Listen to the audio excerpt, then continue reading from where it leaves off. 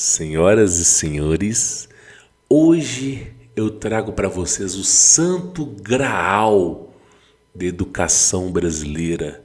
Eu trago para vocês o padroeiro do conhecimento no Brasil.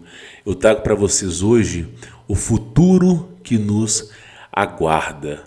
Se você tem família, eu acho bom você me escutar. E compartilhe esse vídeo com seus familiares e amigos. Lembrando vocês, evidentemente, tá, que essa imagem na introdução do vídeo não deveria ser um meme, mas sim a bandeira do Brasil.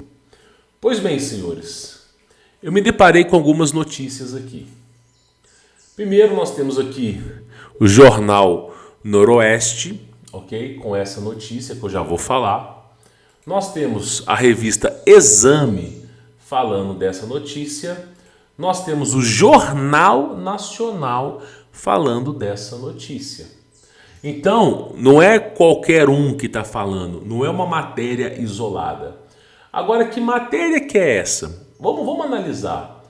Somente 8% da população brasileira consegue ler e interpretar textos. Meu irmão, você consegue entender que se nós tivermos 100 pessoas no Brasil, 100, apenas 8 vão conseguir ler? Ou seja, 92 pessoas não são capazes nem de ler e nem de interpretar textos. Agora, vamos ver aqui. Olha só, vamos aqui, ó.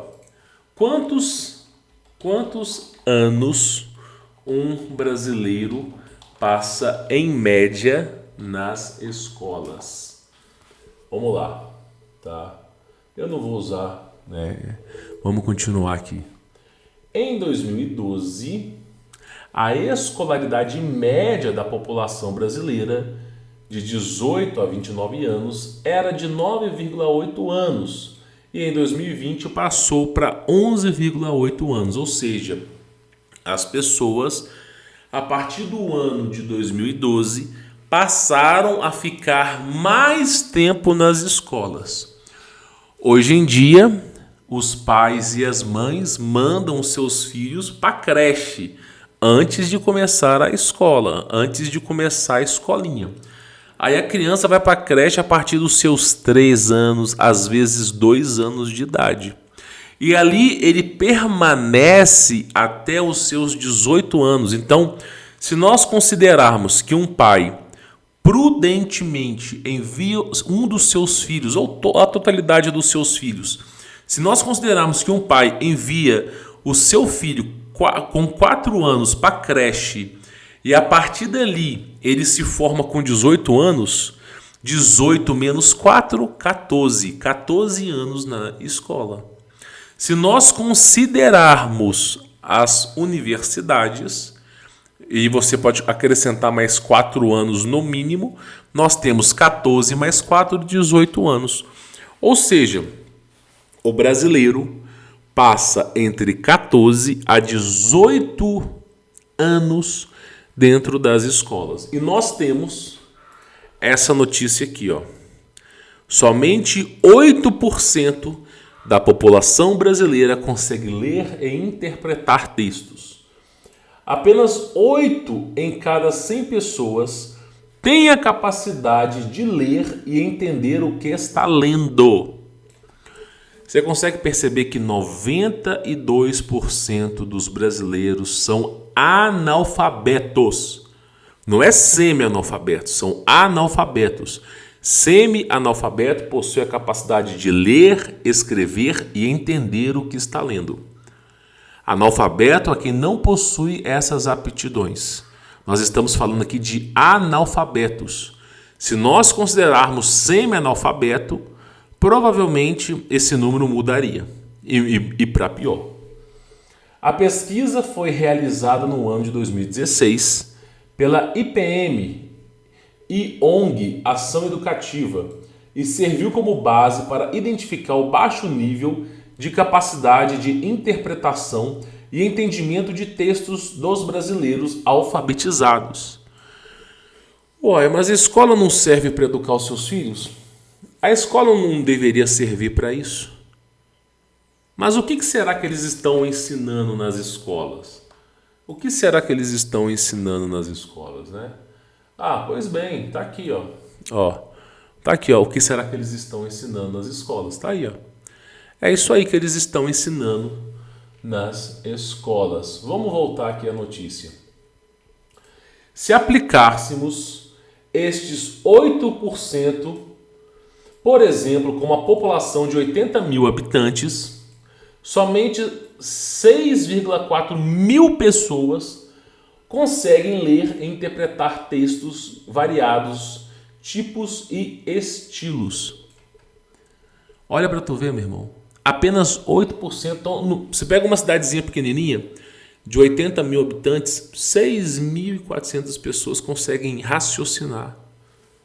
Cerca de 42% da população não consegue nem sequer compreender textos médios e fazer cálculos além da casa do milhar. Cara, se eu pegar esse livro aqui, ó, deixa eu pegar aqui. Se eu pegar... Olha só. Se eu pegar esse livro aqui, ó, eu vou dizer uma coisa para vocês. De cada 100 mil brasileiros, apenas uns 3 ou 4 vão conseguir entender esse livro aqui, ó.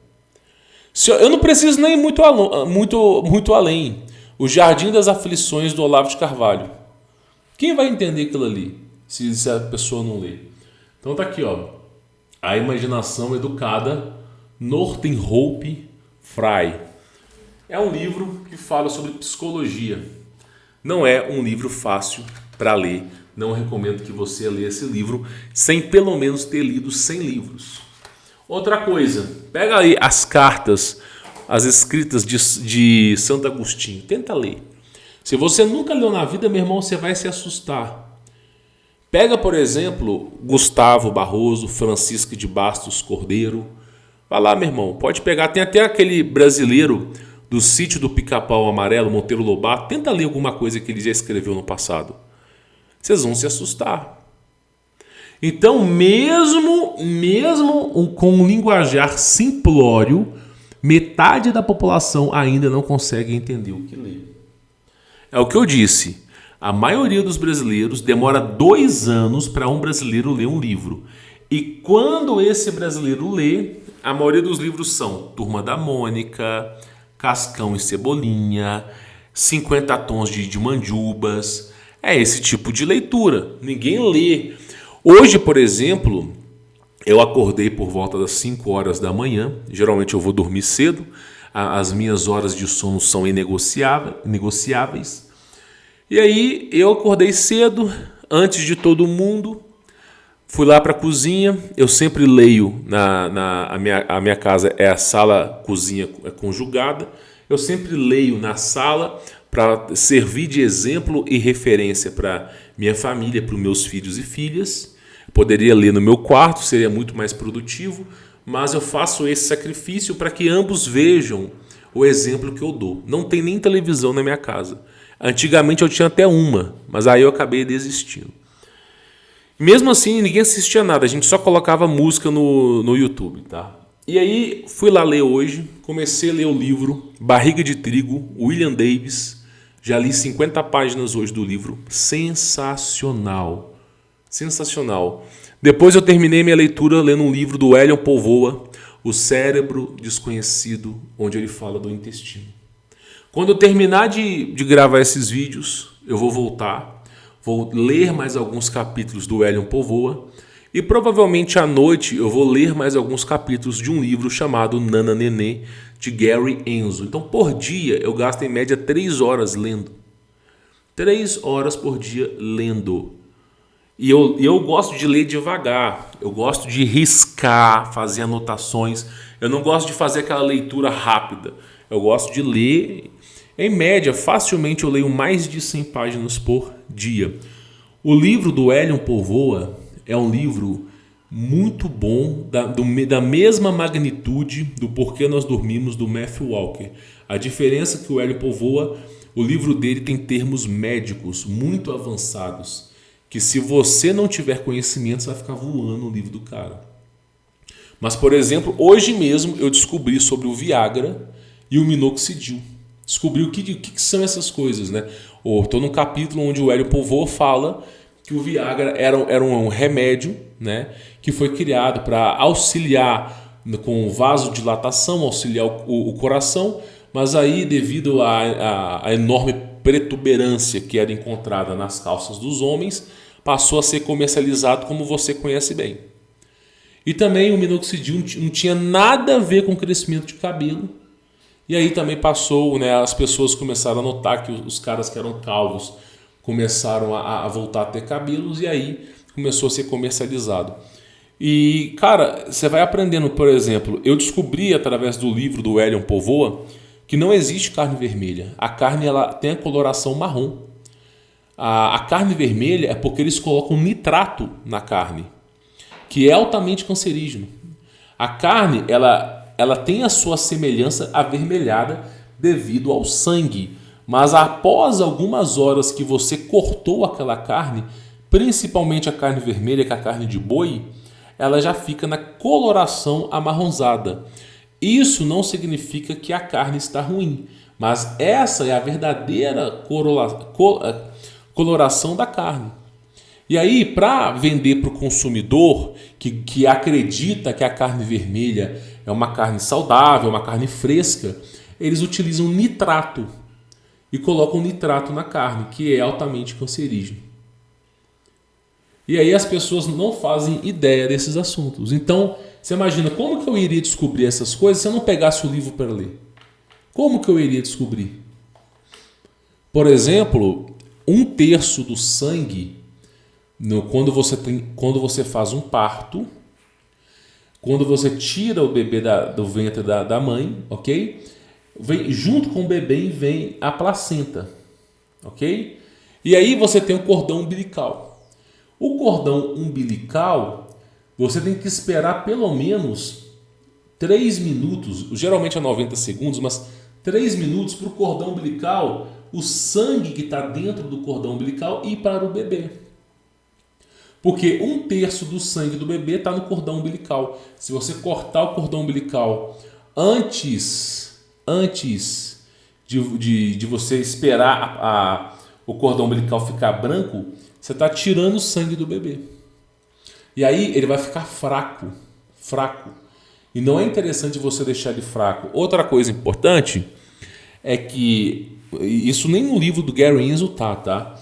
Outra parte importante é que quando o bebê nasce de cesariana, ele tem uma tendência muito grande a desenvolver problemas pulmonares. Bronquite, rinite, pneumonia, tuberculose. Enquanto que o bebê que nasce do parto normal, passa pelo duto vaginal, ele recebe todos os anticorpos da mãe.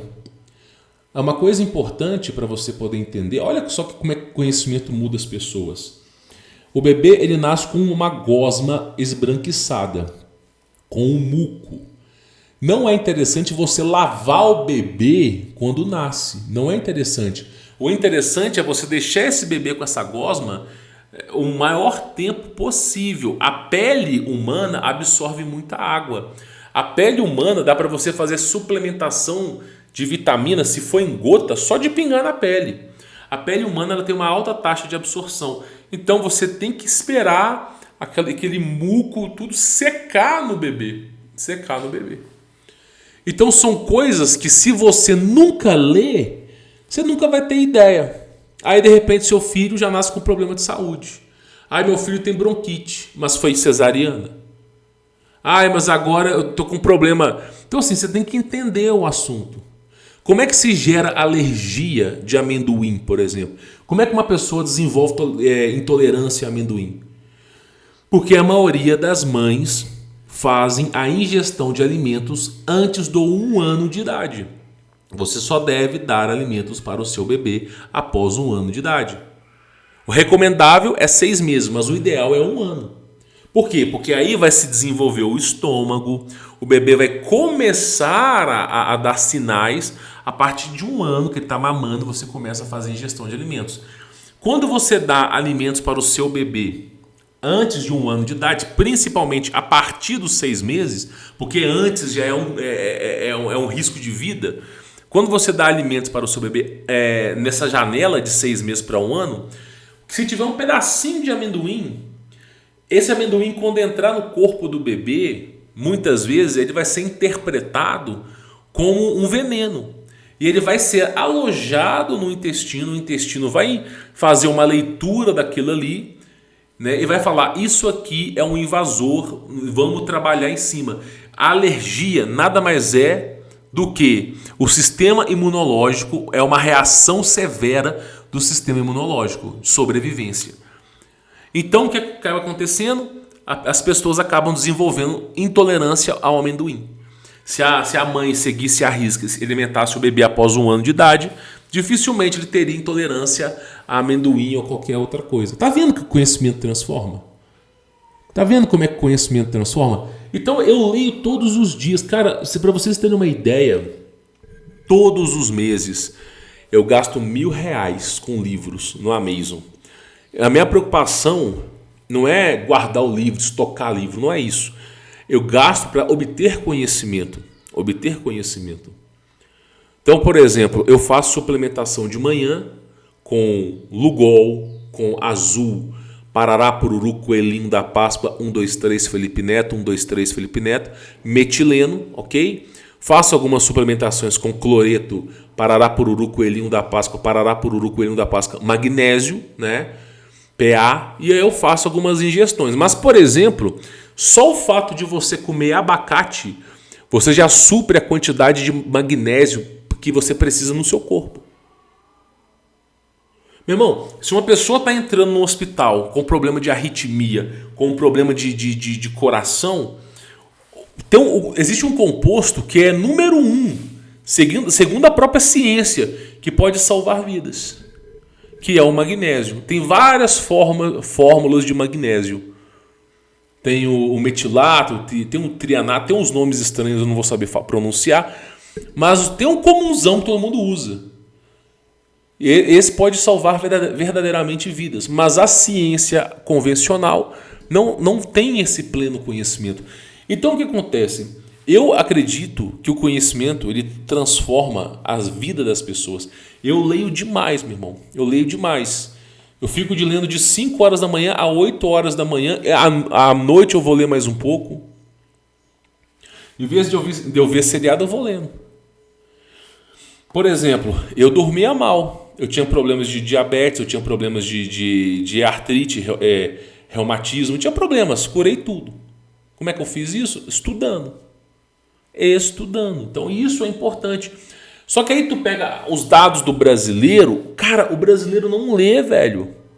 Eu já falei, demora 2 anos pro brasileiro ler. E quem lê é mulher, homem não lê nada. O que o homem lê muitas vezes é Turma da Mônica, revistinha do Cascão, Caça-Palavras, alguma revista de moto, de carro. E as mulheres, que são as campeãs de leitura, 50 tons de manjubinha, manjubia colorida, manjubia escura. É esse tipo de... Aquelas leituras que eu vou chamar de erocenim, para quem tem bom ouvido entender. Essas leituras que as mulheres têm. Então, no fundo, ninguém aprende nada. É uma pobreza espiritual muito grande, a ponto de, numa escola, isso aqui foi apresentação em sala de aula. Olha para isso aí. Vamos continuar a leitura aqui, olha só. Sim, metade da população já não consegue nem ler direito, né? Esses 8% da população são considerados indivíduos proficientes. Um indivíduo proficiente é capaz de compreender e elaborar textos de diferentes tipos, como mensagem, um e-mail, uma descrição, como o verbete do Wikipédia, ou argumentação, como os editoriais de jornal ou artigos de opinião, além de conseguir opinar sobre o posicionamento ou estilo do autor do texto. Basicamente, eu vou resumir a ópera aqui, tá? O que são indivíduos proficientes, né? Para você entender. Aquela pessoa que lê um livro, lê a primeira página do livro, quando termina de ler a página, ele não sabe o que leu. É isso, ele não sabe o que leu. Ele não sabe, ele não tem a menor ideia. Para ele poder fazer um resumo, ele tem que voltar a página e reler de novo, pegar algumas imagens. É isso aí. Também é apto a interpretar tabelas e gráficos, como a evolução da taxa de desocupação, e compreende, por exemplo, que tendências apontam ou que projeções podem ser feitas a partir desses dados. Nos últimos 15 anos, o número de analfabetos no Brasil caiu. Eu discordo, tá? De 12% para 4% da população. Se unirmos os analfabetos com que até leem o número, o nome ou letreiro do ônibus, temos analfabetos funcionais. Esse aqui é o que o Dr. Ernesto Carneiro dizia, né, em sua conferência, né? A maioria dos brasileiros são analfabetos funcionais. Número que também caiu. Não caiu, não concordo com isso, né? A notícia ruim vem dos alfabetizados. Hoje, 73% sabem ler e escrever, mas 65% têm alguma dificuldade. Aí ele vai citando aqui, ó, analfabetismo funcional. É a capacidade de uma pessoa demonstrar que demonstra ao não compreender textos simples. É basicamente isso. Eu vou dar um exemplo para vocês aqui, ó, do que é o analfabetismo funcional. Olha só. Esse livro aqui é dificílimo de ler, meu irmão. Aquele livro difícil de ler. Tá? Vou pegar aqui uma página aqui para a gente poder ver. Só para você entender aqui, ó. Vou pegar logo a primeira página aqui, né? A Imaginação Educada, prefácio. Eu não recomendo você comprar esse livro, tá? De hipótese nenhuma. Tem livros muito melhores para você poder comprar. Eu posso trazer uma lista para você aqui. Vamos lá. Eu tenho ensinado e estudado literatura inglesa pelos últimos 25 anos em uma universidade. Como em qualquer trabalho, algumas perguntas ficam na nossa cabeça. Não por nos serem feitas com frequência, mas por surgirem da própria situação em que nos encontramos. Para que serve o estudo da literatura? Então, assim, aqui esse primeiro capítulo ele vai falar que ele leciona, ele estuda, e que chegou um ponto que as pessoas não estavam entendendo mais nada, né? É a mesma coisa que aquilo ali. Aí eu vou avançar para metade do livro, ó. Em outras palavras, a literatura não absorve só as figuras históricas, absorve também o poeta. Como dissemos em nossa primeira palestra, o poeta como pessoa não é mais sábio nem melhor do que ninguém. É apenas um homem com uma habilidade especial para juntar palavras.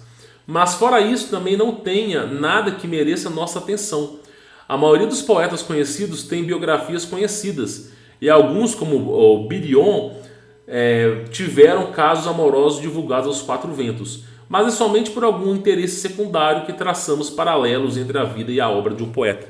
O que ele está falando aqui é o seguinte: você não deve considerar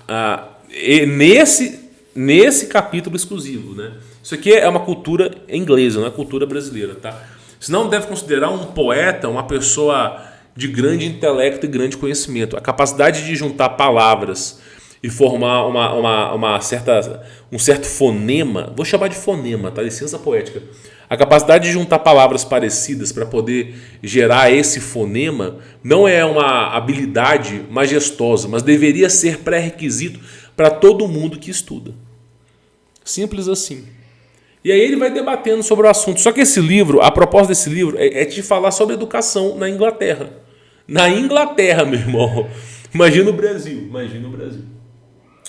E aí tu pode pegar mesma matéria na revista Exame, mesma matéria no G1, Jornal Nacional. Tu pegar mais ou menos aqui, ó, só para você ter mais ou menos uma ideia, fala exatamente a mesma coisa. Falando sobre a taxa de analfabetismo funcional. Aí eu te pergunto, cara, mas como que pode o aluno ficar 14 anos na escola, muitas vezes 18 anos, e sair burro? É por causa disso aqui, ó.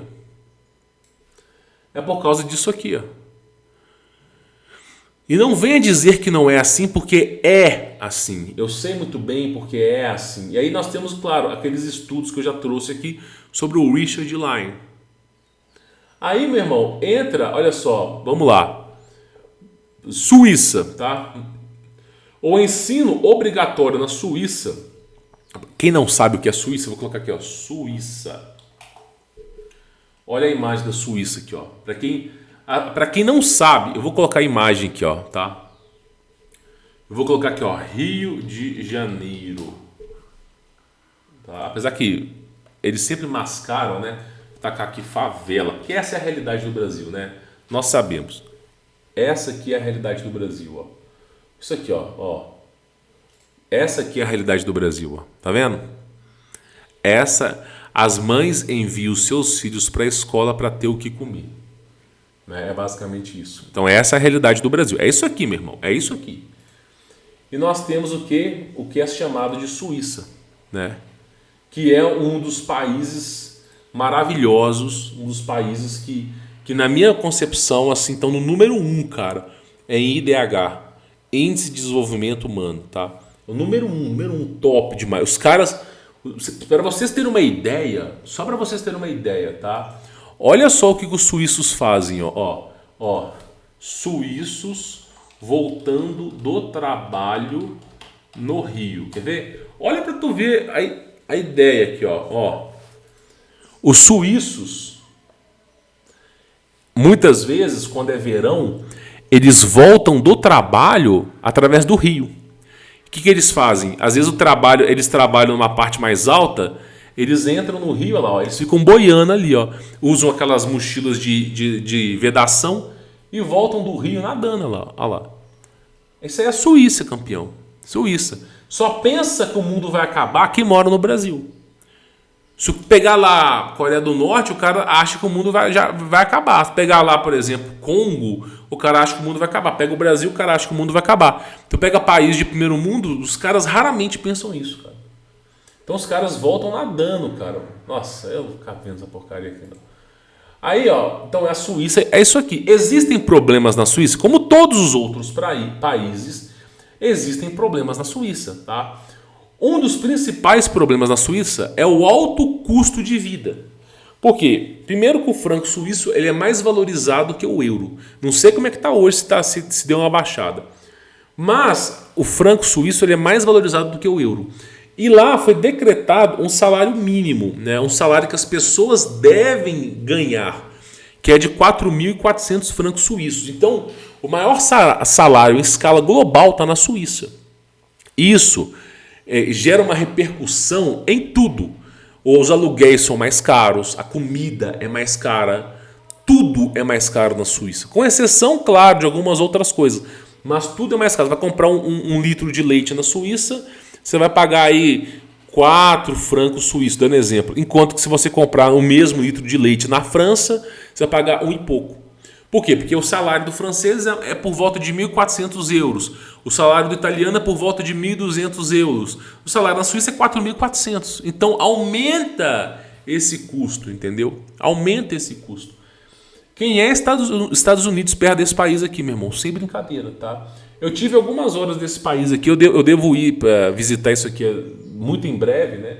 Não agora, né? Agora eu estou com outros projetos, mas eu não sei se tem avião direto para a Suíça, né? Mas eu provavelmente devo parar em Roma e de Roma ir para lá. Mas não é agora que eu vou fazer isso, tá? Não é agora, eu tô com outros projetos na minha vida, mas com certeza, cara, com certeza quero visitar um pouco esse lugar aqui. Mas o importante que eu quero dizer para vocês é o seguinte, voltando aqui à matéria, ó. Olha só, o ensino obrigatório na Suíça compreende-se com 9 anos. Você sabia que a mão da criança ela se forma com 7 anos? A criança, por mais que ela aprenda a ler e escrever com menos idade, a estrutura óssea da criança, das mãos, ela se forma com 7 anos. Antigamente você entrava na escola com 7 anos porque a estrutura óssea da sua mão tinha formado. E aí você conseguia aprender a ler e escrever rapidamente. Hoje em dia colocam a criança, né, para botar a mão no lápis antes dos 7 anos. E isso atrapalha o desenvolvimento dos ossos da criança. Você olha para um médico que consegue fazer uma operação, não errar nem 1 milímetro, porque ele teve o pleno desenvolvimento dos seus ossos. Então, olha só, você começa a estudar na Suíça com 9 anos. Tá? Existem escolinhas de 4 anos, existe, mas você começa a estudar, tem aqui ó, o ensino obrigatório na Suíça, tá bem aqui ó, a fonte, tá? É a partir dos 9 anos. E lá são 6 anos de educação. O Brasil é 14. Brasil é 14. Aos 16 anos, os alunos passam para o nível secundário segundo. Os jovens têm a oportunidade de escolher 300 profissões reconhecidas oficialmente no país. Então o que acontece?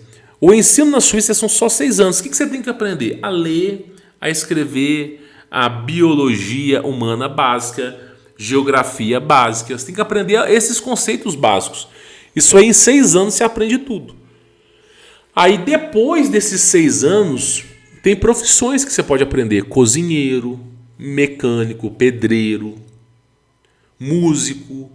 Tem várias profissões que você pode aprender. E aí o jovem ele pode escolher nessas profissões o que ele vai fazer.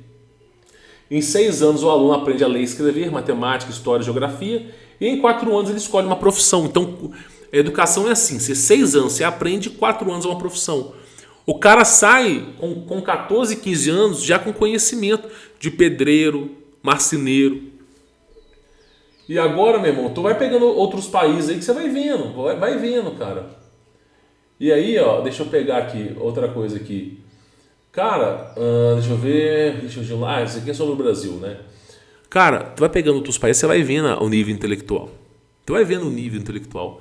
Pega qual que é o QI na Suíça, ó. Qual é o QI na Suíça? 101,73. Por que o QI da Suíça é alto? Primeiro que a Suíça proíbe o uso de flúor nas águas. Não tem flúor na água, não é proibido flúor na pasta de dente. Já começa aí. Não tem flúor. Tá bom? Ponto principal. Segundo ponto, ensina o básico para a criança e depois uma profissão. E aí, evidentemente, existem outros fatores que contribuem para isso. A cultura na Suíça, a galera lê muito, cara. Suíça é um lugar que existe banca de jornal até hoje. Banca de jornal, revista. Quantos livros um suíço lê? Deixa eu ver se a gente vai ter aqui. Francês lê 21 livros por ano. Não, 5 vezes mais que o Brasil é mentira. O Brasil não lê nada.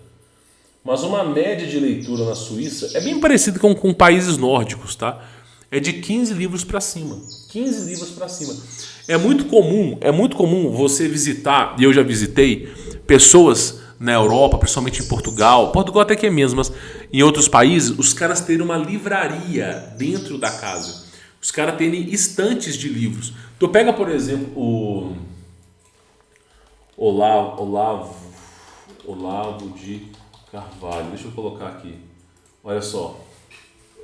Olha a imagem desse cara aqui, ó. Olha só. E tem gente que fala mal do cara, né? Olha lá. O tempo todo. Aí você fala assim, mesmo assim, essa quantidade absurda de livros. O tempo todo tem livro. O cara tem estante com livros. E por quê? O cara lê, cara. O cara não só leu mais de 1000 livros, como o cara chegou a ler mais de 20 mil livros. Hoje eu consigo entender o nível intelectual desse cara, porque eu estudo, eu aprendo. E, cara, aí tu olha para o nível, os caras lê, os caras entendem. Sabem sobre política, sabem sobre filosofia, sabem sobre religião, porque os caras leem. Por exemplo, São Tomás de Aquino. Eu tenho certeza que ele tinha muito mais conhecimento bíblico do que o Olavo de Carvalho. Mas aqui que ele fez? Ele pegou e compilou todo o conhecimento dele em livros. É a mesma coisa. Aí você consegue entender porque o cara chega nessa grandeza intelectual. O brasileiro não, meu irmão. Quando você pega o quarto de um brasileiro, essa aqui, ó, quarto de um brasileiro. Eu tenho até medo de colocar isso aqui, aparecer uma coisa que eu não queria. A maioria dos quartos de um brasileiro é assim, ó. Deixa eu colocar aqui, ó. Eu vou colocar assim, ó, quarto com TV. A maioria dos quartos de um brasileiro é assim, ó. Os caras dormem com uma televisão virada para eles, meu irmão. E quando não se tem uma televisão no quarto, é assim, ó, quarto com PC Game ou videogame, tá? Ou videogame. Quando não tem quando não é assim especificamente, né? Mas a maioria deles tem um quarto com PC gamer. A maioria é assim. Livro mesmo, ninguém. Ninguém. Eu digo, meu irmão, o dia que vocês entenderem, se você estudar, vocês não vão cair nessas ladainhas, cara. Então, assim, hoje em dia tá nesse nível. Nesse nível. Então, as pessoas, elas parecem não compreender o óbvio. Se você quer ficar mais inteligente, você vai ter que ler. Mas não é ler qualquer porcaria. Por isso que eu digo, não adianta você colocar os seus filhos, na escola. Não adianta, porque eles vão continuar burros do mesmo jeito. Graças ao Paulo Freire, padroeiro do satanismo, né, de tudo que é ruim, o cara foi lá e criou um meio, né, de educação brasileira que é péssimo. Que primeiro você começa a sua mocidade, quando você é criança, você começa com o método fônico. O método silábico. Você começa lá a partir dos seus 4 anos, entrando numa escola pública, você começa a ler e escrever no método silábico. E aí, meu irmão, a criança vai ler, ela faz assim, ó, porque ela tá aprendendo um método silábico, né? Fica assim, ó. Eu vou ler aqui de novo a introdução do livro, né? Eu tenho ensinado e estudado literatura inglesa pelos últimos 25 anos. Como é que a criança aprende a ler? Eu tenho ensinado e estudado literatura inglesa pelos últimos 25 anos. Dá para você lembrar o que você leu? Dá para você lembrar o que você leu? Dá para você lembrar o método silábico é assim, meu irmão. É assim, ó. Em uma universidade, como em qualquer trabalho, algumas perguntas ficam. É assim. Tá entendendo? Aí é isso que o Paulo Freire divulgava, né? Isso aí nem o capeta quis no inferno. Isso aí tá no limbo espacial. Quando chegou Paulo Freire no inferno, o diabo falou assim, ó, aqui não, aqui já é demais, meu irmão. A gente aceita até Hitler aqui, mas esse cara não dá. Agora, o que é o método fônico? O método fônico você começa a entender o som, principalmente das letras. Por exemplo, a letra S, a letra U, a letra V. Você começa a entender o som. Depois, quando você vai ler, você não vai ler, por exemplo, tenho. Você não vai ler tenho, você vai ler tenho. E como é que você faz para ler tenho? Toda vez que você vê a palavra tenho, você vai memorizar na sua cabeça. Então como é que eu faço para ler aqui? Eu memorizei cada palavra na minha cabeça. Então, ó, eu tenho ensinado. Eu não vou ler ensinado, não. Quando eu olho para a letra, para a palavra, mil perdões, quando eu olho para a palavra, eu sei que é ensinado. Então eu já vou direto. Eu tenho ensinado e estudado literatura. Por quê? Eu olho para a palavra, eu sei que é literatura. Então eu já vou falar literatura. Eu não vou tentar ler literatura. Eu já sei que é literatura. Então fica muito mais fluido. Ó. Eu tenho ensinado e estudado literatura inglesa pelos últimos 25 anos. Tá vendo? O cara, ele tem ensinado e estudado. Ele aprendeu e está lecionando sobre literatura nos últimos 25 anos. Então eu consigo entender, porque cada palavrinha que aparece, eu já decorei o que é a palavra, eu já memorizei.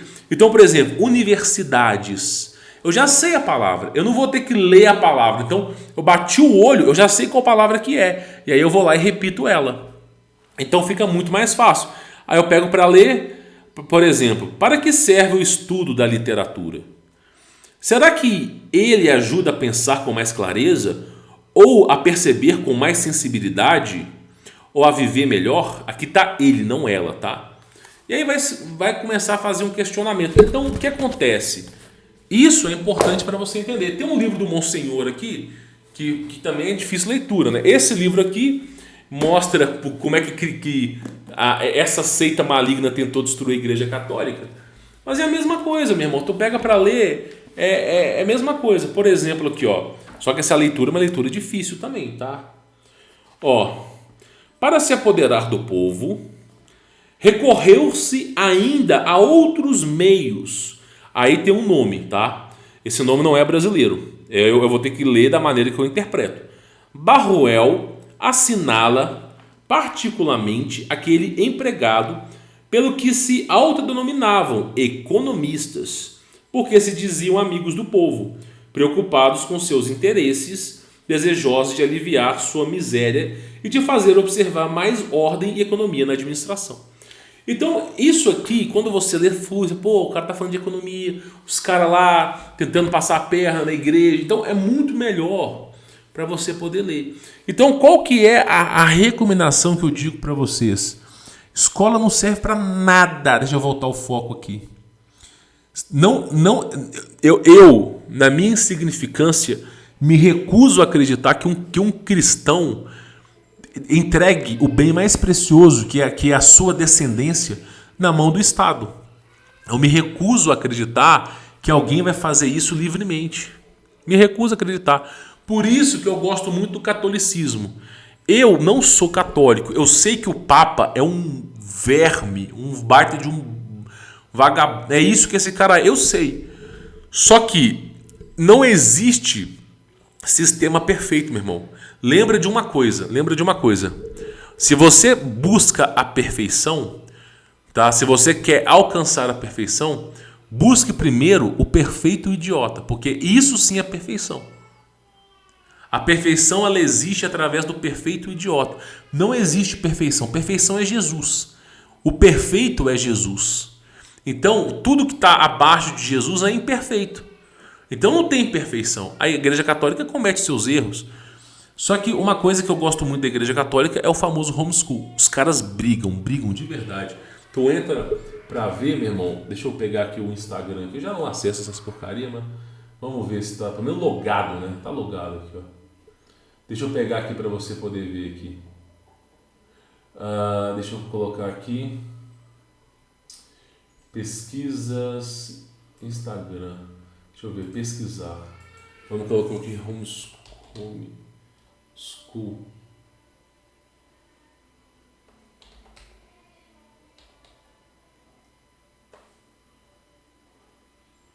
Vamos ver o que aparece aqui. Tem muita coisa.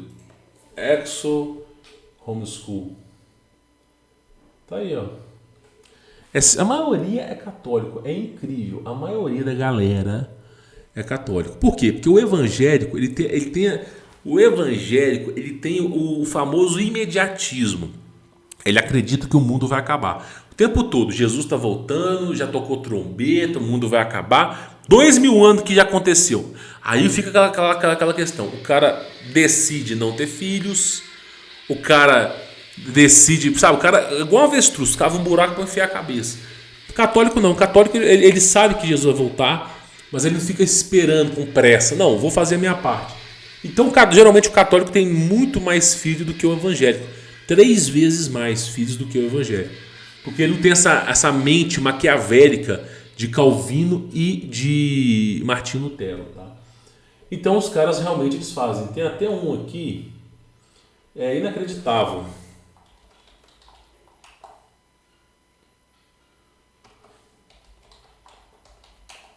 Nossa, escrevi errado, perdão. Vamos ver aqui. Tem uma porrada aqui, ó, de gente que faz homeschool no Brasil, ó. Homeschool. Se você for procurar, você vai encontrar é muita gente, muito profissional que trabalha com isso, cara, muito profissional que trabalha com isso.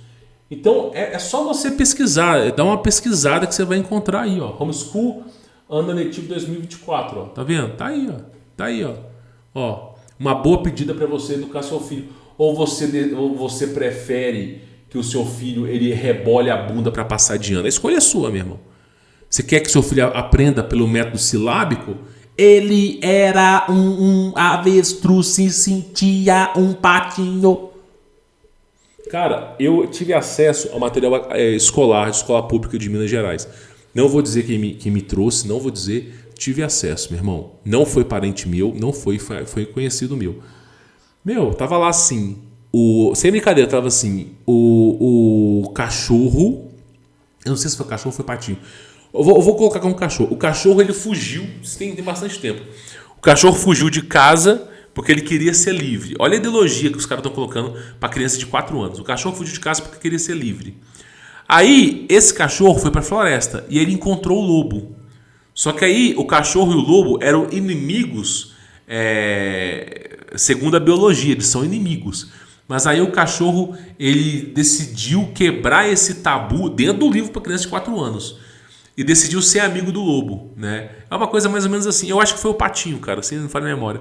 Aí eles viveram felizes para sempre na floresta. Olha só, você fala assim, não tem ideologia nesse livro. Claro que tem. Primeiro que não se mistura lobo com cachorro, não se mistura lobo com pato, é um comendo o outro. Segundo, essa história de liberdade, você pode se morrer, você foge de casa, tem um famoso tráfico, Parará, Pururu, Coelhinho da Páscoa, 1, 2, 3, Felipe Neto, humano. Tem uma porrada de coisas. Então você coloca coisas na cabeça da criança sutilmente, sem perceber. Sem perceber. Aí daqui a pouco você vai ver o que o seu filho vai virar, meu irmão. É bizarro, bizarro, bizarro. Então, o conselho que eu dou para cada um de vocês, como irmão de batalha, se você tiver condições, eduque o seu filho em casa. Se tiver condições. Se não tiver condições, vai ter que contar com a presença de Deus, você vai ter que observar o que ele está aprendendo.